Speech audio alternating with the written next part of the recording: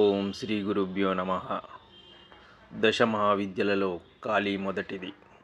కాలశబ్దము యొక్క స్త్రీలింగ రూపము కాళీ. మహాకాలుని శక్తిగా, లయకారునిగా, సంహార స్వరూపునిగా ఋషులామెను భావించారు.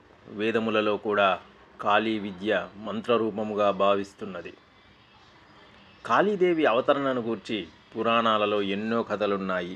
ఈ సప్తశతిలో శంబని శంభువధ సందర్భముగా ఆ రాక్షసరాజులు సేనాపతులతో ఒకడైన రక్తబీజుడు భయంకరముగా యుద్ధం చేస్తున్నాడు. సింహవాహిని అయిన దుర్గా వాని మీదకి బహువిధాలైన ఆయుధాలను ప్రయోగించింది.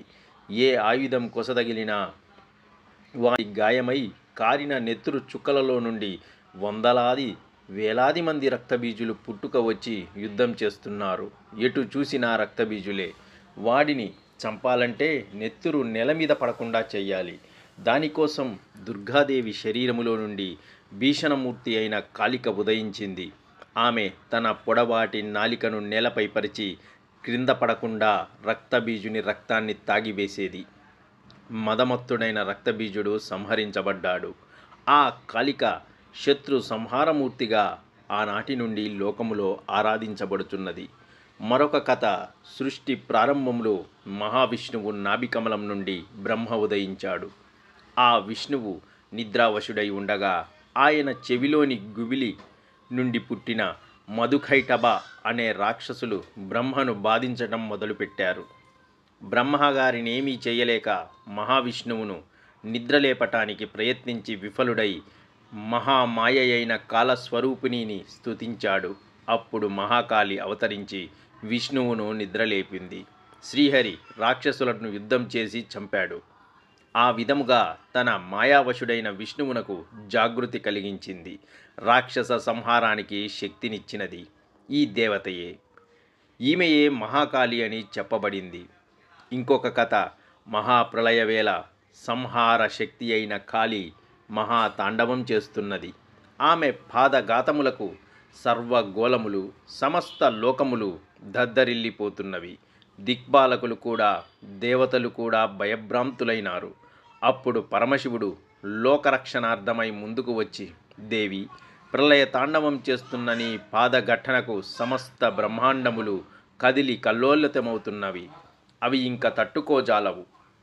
ఇదిగో నా శరీరాన్ని నీకు సమర్పిస్తున్నాను. ఈ దేహముపై కాలుమోపు అన్నాడు శివుడు.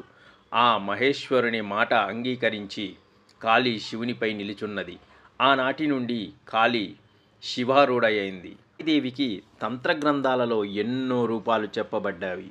ప్రధానంగా దంష్ట్రకరాల వదనము, ముంఢమాల ధారణము, చాపిన నాలుక, దిగంబరత్వము, సామాన్య లక్షణములు, చేతుల సంఖ్య, ఆయుధాల తీరు వివిధ రూపాల్లో భిన్నంగా ఉన్నవి. కర్పూరాది స్తోత్రంలో మహాకాలుడు వర్ణించిన రూపం బహువిధములుగా కీర్తించబడింది. నడుము చుట్టూ హతులైన వారి చేతుల మాలలు ధరించి దిగంబరి అయి 3 కన్నులతో ప్రకాశిస్తూ శ్మశానమునందు శవతల్పముపై మహాకాలునితో రతిక్రీడ చేయుచున్న నిన్ను ధ్యానిస్తూ జపం చేసేవాళ్ళు ఎంత జనుడైన మహాకవి అవుతాడు. హవిష్యము తీసుకుంటూ దక్షిణాచారపరుడై అర్చన చేసి రాత్రివేళ దిగంబరుడై కామరతుడై సాధన చెయ్యాలని చెప్పబడింది.